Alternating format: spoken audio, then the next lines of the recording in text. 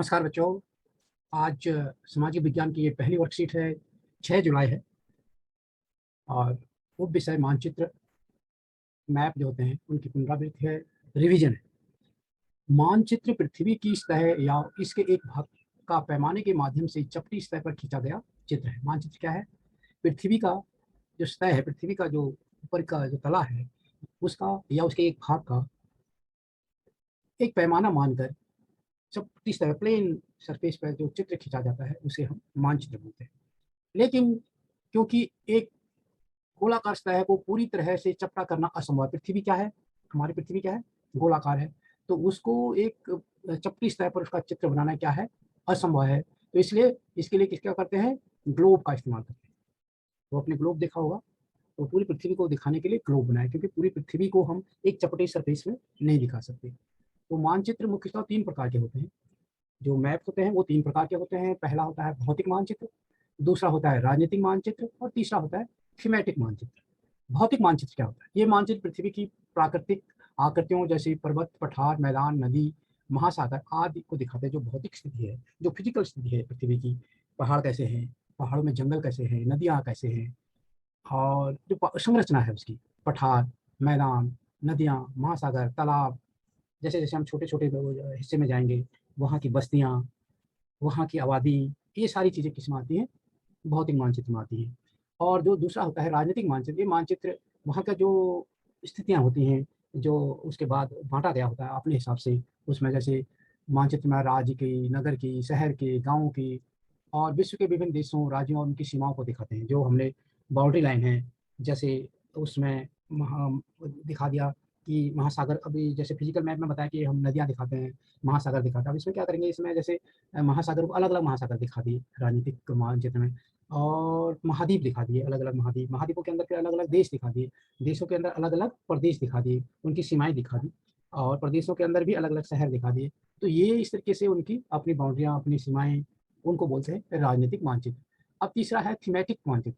कुछ मानचित्र विशेष जानकारी प्रदान करने करते हैं, जैसे सड़क का मानचित्र होता है, नेटवर्क जिसमें हम दिखाते हैं अलग-अलग नेटवर्क को, वर्षा मानचित्र, वन मानचित्र, उद्योग मानचित्र, जनसंख्या का वितरण दिखाने वाले मानचित्र आदि को बोलते हैं थीमेटिक, जिसमें हम एक विशेष चीज़ को दिखाते हैं, उसको बोलते हैं थीमेटिक मानचित्र। तो 3 तरह की वो भौतिक जो संरचना है पृथ्वी की, उसको जो दिखाते हैं वो होती है भौतिक मानचित्र, जिसमें राजनीतिक जो हमारे स्थितियाँ हैं अलग-अलग देश की, अलग-अलग महाद्वीप की, अलग-अलग महासागरों की, राज्यों की, शहरों की, जो बाउंड्रियाँ दिखाती हैं, राजनीतिक स्थितियाँ दिखाती हैं, अपनी सीमाओं को दर्शाती हैं, वो होती है राजनीतिक मानचित्र। और थीमेटिक मानचित्र होती है जिसमें हम किसी विशेष चीज़ को देखें, जैसे उस राज्य की, उस देश की, उस क्षेत्र के हम सड़कों के बारे में एक मानचित्र निकाल दें तो थीमेटिक मानचित्र हो गया। जंगलों के बारे में निकाल दें, जनसंख्या के बारे में निकाल दें तो उसे बोलते हैं थीमेटिक मानचित्र। तो ये था आपका मानचित्र। 3 प्रकार के मानचित्र होते हैं, क्या-क्या होते हैं वो बताया। अब उसके बाद इस प्रकार के जो थीमेटिक मानचित्र होते हैं, और उन मानचित्र की सूचना के आधार पर उनका उचित नामकरण किया जाता है। जैसे जो थीमेटिक मानचित्र होते हैं अलग-अलग प्रकार के होते हैं, और जिन चीज़ों में, जिस किताब में इनका संग्रह होता है मानचित्रों का, उसे क्या बोलते हैं? एटलस। एटलस आता है। उस एटलस लाओगे, एटलस में आपको भौतिक मानचित्र भी दिखेंगे, राजनीतिक मानचित्र दिखेंगे, थीमेटिक मानचित्र दिखेंगे, फिर भौतिक में भी अलग-अलग क्षेत्र के भौतिक मानचित्र उसमें होंगे, अलग-अलग क्षेत्र के राजनीतिक मानचित्र उसमें होंगे, थीमेटिक में भी अलग-अलग चीज़ों के मानचित्र आपको एटलस में मिल जाएँगे। मानचित्र के 3 प्रमुख घटक होते हैं। पहला घटक है दूरी, दिशा और प्रतीक। अब क्या है, कंपोनेंट है ये। उसमें क्या होता है, क्योंकि मानचित्र जो बनता है उसमें कोई पैमाना होता है, कोई स्केल मान के बनाया जाता है, यानी कि हमने पेंसिल पकड़ी और मानचित्र बना दिया। वो केवल चित्र है, वो मानचित्र नहीं है, उसमें कोई चीज़ हमने मानी नहीं है, कोई पैमाना नहीं माना है। तो मानचित्र में बहुत इंपॉर्टेंट चीज़ है कि हम दूरी, दिशा, direction, north, south, east, west, इन चीज़ों को हमको दिखाना है। प्रतीक, और उसमें हम क्या करेंगे, प्रतीक बताएँगे कि ये क्या चीज़ का सूचक है, ये किस चीज़ का सूचक है। अलग-अलग चीज़ों से उनको दर्शाएँगे और मानचित्र में, और उसको नीचे उसके उसमें लिखेंगे कि ये इस चीज़ का सूचक है, इस चीज़ का प्रतीक है। अब क्या है, पैमाना स्थल पर वास्तविक दूरी तथा मानचित्र पर दिखाई गई दूरी के बीच का अनुपात है। अब मानचित्र में किसी चीज़ की दूरी 100 किलोमीटर है, अब मानचित्र में तो दिखा नहीं सकते 100 किलोमीटर, तो हम क्या करते हैं, पैमाना मानते हैं। तो उस दूरी को दर्शाने के लिए क्या मानते हैं, स्केल जिसे कहते हैं, इसलिए मानचित्र इसे कहा गया है। तो हम एक पैमाना मानते हैं कि जैसे पैमाना मान लिया हमने कि 1 centimetre is equal to 10 kilometre. तो अगर 100 किलोमीटर तक दिखाना है हमको, तो हम 10 सेंटीमीटर की डिस्टेंस में उसको रखेंगे। तो 10 सेंटीमीटर की डिस्टेंस में अगर हम 2 शहरों को दिखाया, तो हम पैमाना क्यों हमने मान रखा कि 1 centimetre equal to 10 centimetre 10 kilometre, तो हम समझ जाएंगे कि ये 100 किलोमीटर की डिस्टेंस में है। तो ये पैमाना है। दूसरा, मानचित्र के ऊपर की तरफ उत्तर की दिशा होती है। जो आपकी जब बुक आप पकड़ते हो, तो जो बुक की ऊपर की दिशा होती है, ये ऊपर की दिशा है। जैसे चित्र ये है, तो ये इसकी ऊपर की दिशा है। तो ये उसका नॉर्थ हो गया, दक्षिण नीचे को हो गया, इधर को हो गया आपका दक्षिण, इसको साउथ बोलते हैं। इस दिशा को आपका राइट हैंड साइड को होता है ईस्ट, और इधर होता है वेस्ट। ठीक है, वेस्ट, इधर वेस्ट होता है, इधर ईस्ट होता है, ये नॉर्थ हो गया। ये मानचित्र में दिशा का होता है। तीसरी चीज होती है प्रतीक। ये प्रधान दिग्बिंदु कहे जाते हैं। बीच में 4 दिशाएं होती है, जैसे दिखाया गया है 4 दिशाएं, पूर्व, उत्तर, पश्चिम और दक्षिण पूर्व। अब बीच में क्या होता है, इनके बीच में भी अब दिशाएं होती है। जैसे हमने उत्तर बनाया, ये दक्षिण हो गया, ये पूर्व हो गया, ये पश्चिम हो गया। अब इनके बीच में ये है जैसे पश्चिम और उत्तर, तो इसको बोलेंगे पश्चिम उत्तर। यहाँ से यहाँ पश्चिम उत्तर एरिया है, ये उत्तर पूर्व एरिया है, पूर्व दक्षिण एरिया है, ये पश्चिम और दक्षिण का एरिया माना जाएगा। तो ये इसके प्रतीक होते हैं। और इसका तीसरा जो ये दिशाएं होती है, तीसरा जो घटक है इसका प्रतीक है, आकृति या चिन्ह है। तो इन प्रतीकों के बारे में एक अंतर्राष्ट्रीय सहमत है कि कौन सा चिन्ह किस चीज को प्रदर्शित करेगा। इसके लिए क्या है, एक इंटरनेशनल सहमत है, एक वो है, आपस में अंडरस्टैंडिंग है। तो इसमें क्या है कि ये रूल प्रतीक कहलाते हैं। इसको रूल प्रतीक कहते हैं कि हमको सबको इसी प्रतीकों को मानना है। मानचित्र पर नीला रंग पानी के लिए, अब अगर मानचित्र में कहीं पर नीला रंग है, ब्लू कलर है, तो इसका मतलब क्या है, वहाँ पे पानी है।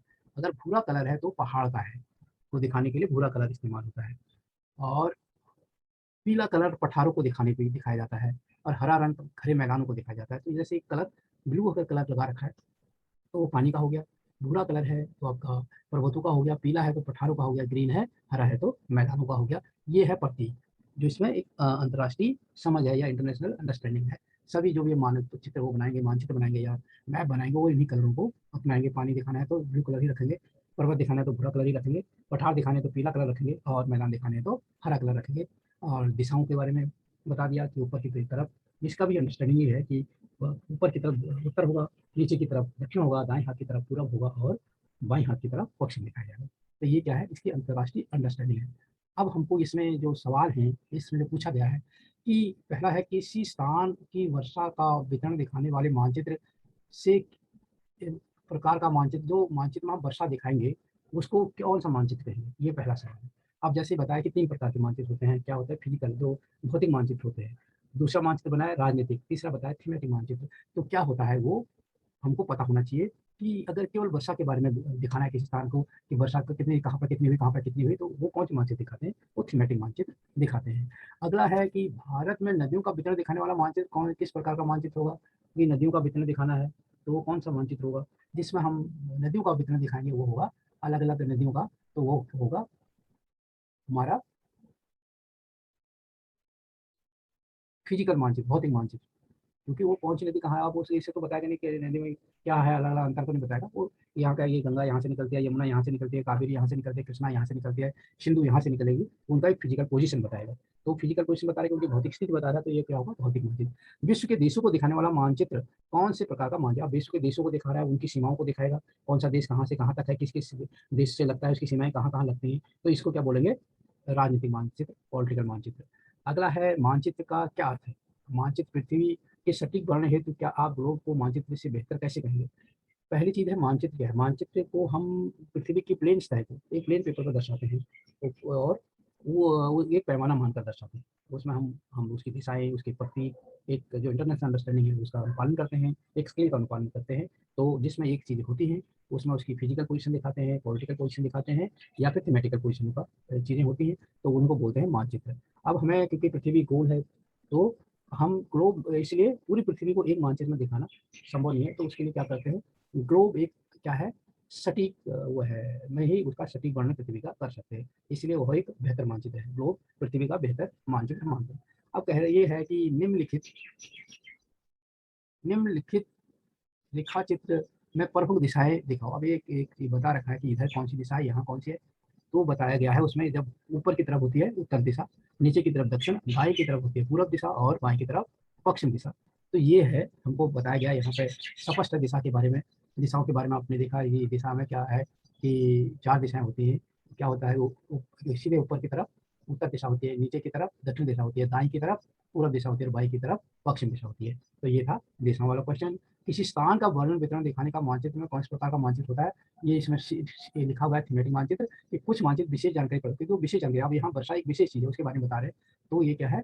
थीमेटिक मानचित्र है। अगला मानचित्र भारत की नदियों के बारे में। अब नदियाँ क्या है? भौतिक स्थिति बता रही है कि वो नदियाँ कहाँ से निकलती हैं, कहाँ कहाँ से होती हुई कहाँ पहुँचती हैं। तो ये क्या होगा? भौतिक मानचित्र में लिखा है कि हम प्राकृतिक आकृतियों जैसे पर्वत कहाँ है, कहाँ स्थित है, कितना ऊंचा है, कितना बड़ा है, पठार, मैदान, नदी आदि की स्थितियां बताते हैं, तो उनको भौतिक मानचित्र होते हैं। तो नदी वाला मानचित्र क्या होगा? भौतिक। और अगला है कि विश्व देशों को दिखाना है, विश्व के देश दिखाने हैं, किसी का राज्य दिखाना है, शहर दिखाना है, उसकी स्थितियां दिखानी है, उसकी बाउंड्रियां दिखानी है, उसकी सीमाएं दिखानी है, तो उसको बोलते हैं राजनीतिक मानचित्र। देखो राजनीतिक मानचित्र में लिखा है कि हम किसी देश का, इसमें लिखा है देश हो, इसमें राज्य, नगर, शहर, गाँव विश्व के विभिन्न देशों और राज्यों को और तथा उनकी सीमाओं को दिखाता है। कौन सा? राजनीतिक। तो ये क्या होगा? तीसरे का आंसर राजनीतिक मानचित्र होगा। चौथे का मानचित्र है पृथ्वी का सटीक वर्णन ग्लोब मानचित्र बेहतर कैसे रहेगा? क्योंकि पृथ्वी गोल है, उसको एक कागज में, प्लेन कागज में दिखाना संभव नहीं है, और इसलिए ग्लोब उसका एक बेहतर ऑप्शन है उस मानचित्र को दर्शाने का। वो यहाँ पे इसका लिखा भी गया है कि यहाँ पे क्योंकि यहाँ है, क्योंकि एक गोलाकार सतह को पूरी तरह से चपटा करना संभव नहीं है। पृथ्वी गोल है, एक गोलाकार सतह को पूरी तरह चपटा करना संभव नहीं है, इसलिए ग्लोब का भी इस्तेमाल, इसलिए ग्लोब पृथ्वी का जो मानचित्र दिखाने का क्या है? एक बेहतर विकल्प है। और इस चित्र का आपको आंसर बताया गया है। आज के लिए इससे बस इतना ही। और आपने अगर ये चैनल सब्सक्राइब नहीं किया तो इस चैनल को आप सब्सक्राइब कीजिए, ताकि आपको ये वीडियो, आप बेल बटन भी दबाएं ताकि वीडियो की नोटिफिकेशन आप तक आती रहे। इसी के साथ